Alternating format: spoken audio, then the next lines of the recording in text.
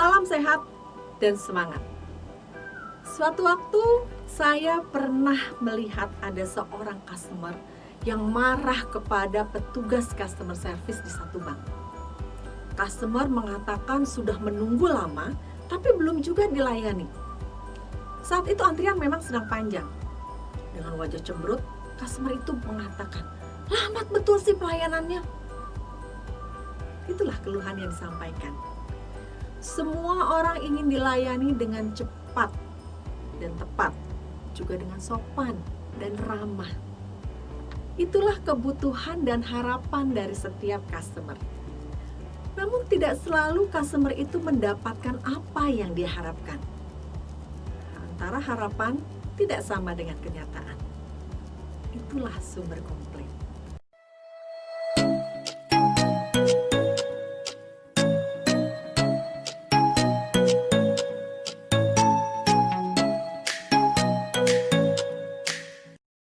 Jadi komplain ini adalah ekspresi ketidakpuasan customer yang bersumber pada produk atau jasa yang diberikan ataupun proses pemberian produk atau jasa tersebut. Komplain yang bersumber dari produk atau jasa itu sendiri, misalnya adanya barang yang cacat yang diterima oleh customer. Ini real komplain dan harus ditangani segera. Atau misalnya ada juga customer mengeluhkan, mengapa ia harus telepon untuk melakukan pemesanan barang? Kenapa tidak bisa online? Saat itu perusahaan memang belum menerapkan pemesanan barang secara online.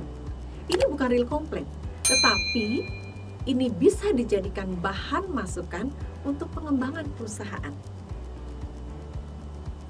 Bisa juga komplain terjadi dalam proses pemberian produk atau jasa tersebut. Misalnya, proses pengiriman barang sampai 3 hari. Padahal standar perusahaan itu proses pengiriman adalah 1 hari. Atau adanya petugas yang melayani dengan tidak ramah. Ya, komplain harus ditangani segera. Karena bila tidak ditangani segera, maka bisa terjadi perusahaan akan kehilangan customer-nya.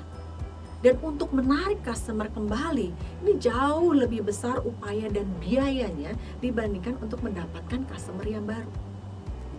Nah, apa yang harus dilakukan untuk menangani komplain? Ada 3 kunci utama untuk menangani komplain. Yang pertama adalah kemampuan. Menangani komplain tidak cukup hanya dengan senyum dan keramahan. Diperlukan pengetahuan dan keterampilan yang memadai terkait dengan produk atau jasa yang diberikan, sehingga bisa memberikan informasi yang tepat atau memberikan solusi yang tepat. Yang kedua adalah kesungguhan. Ketika menangani komplain, harus menunjukkan upaya yang sungguh-sungguh dan keterlibatan kita sepenuhnya. Bangun empati, coba memahami pasti ada situasi yang tidak nyaman yang dihadapi oleh customer. Situasi inilah yang harus diatasi dengan segera. Yang ketiga, komitmen. Semua customer berharap solusi secepatnya. Tetapi bukan berarti kita menjanjikan solusi yang secepatnya hanya untuk menyenangkan customer. Kalau kita janjikan bahwa solusi bisa diberikan dalam waktu 1 hari, buktikan itu, realisasikan itu. Baru customer di situ percaya bahwa kita punya komitmen untuk mencari solusi. Menangani komplain juga perlu menggunakan hati, heart.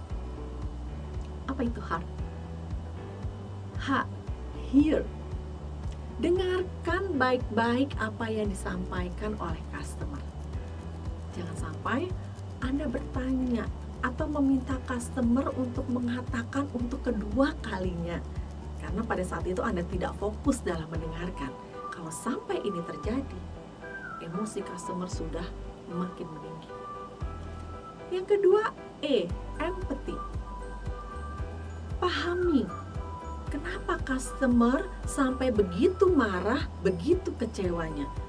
Dan Anda bisa bayangkan, bila Anda berada dalam posisi seperti customer tersebut, pasti akan merasakan hal yang sama. Nah, coba pahami, rasakan, bangun empati. A. Apologize. Mintalah maaf atas apa yang terjadi. Kalaupun sebenarnya itu bukan salah Anda atau bukan salah perusahaan Anda, bisa jadi kesalahan customer. Karena mungkin customer salah informasi misalnya, atau salah melakukan sesuatu misalnya. Tetap mintalah maaf atas ketidaknyamanan yang dihadapi oleh customer itu.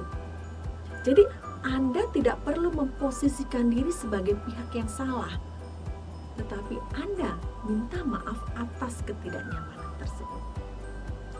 Kemudian R, respon. Tidak cukup hanya dengan minta maaf.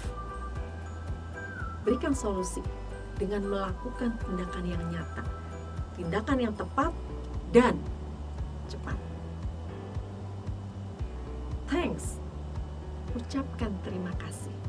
Sekalipun komplain itu tidak menyenangkan dan belum tentu itu juga salah Anda atau salah perusahaan Anda, tetap ucapkan terima kasih.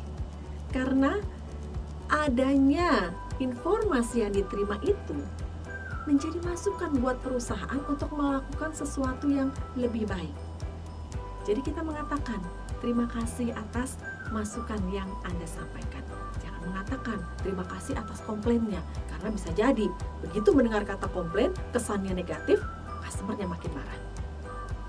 Nah, gunakan hati, heart ketika menangani komplain. Nah, tetap menjaga sikap profesional. Jangan masukkan ke hati dan jangan melibatkan emosi pribadi Anda ketika Anda menghadapi komplain. Karena kalau kita melibatkan emosi pribadi kita justru akan sulit untuk bersikap profesional. Tetaplah positif, maka komplain dapat segera ditangani.